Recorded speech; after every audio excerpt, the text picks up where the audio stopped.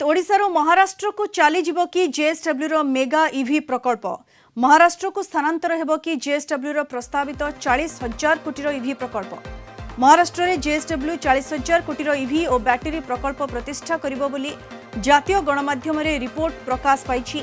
एथिपई औरंगाबाद और नागपुर कंपनी पसंदर स्थान रही।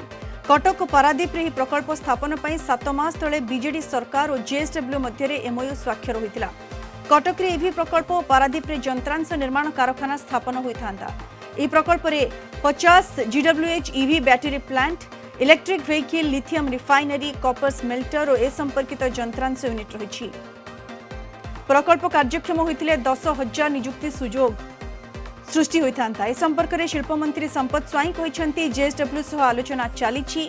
एही प्रकल्प ओडिसा रो ओहरी जिबा नै कोनोसी चूड़ांत निष्पत्ति होई नाही।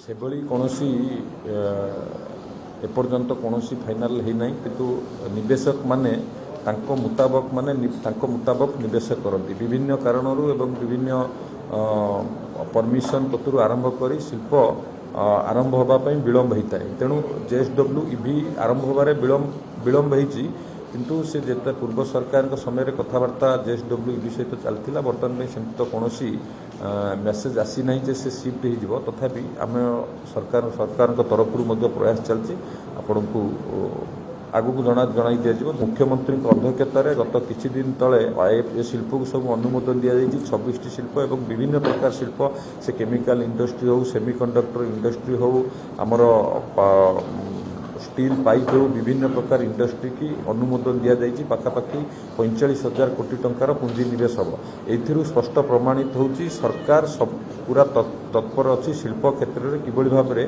ओडिशा को एक अग्रणी राज्य में परिणत करने।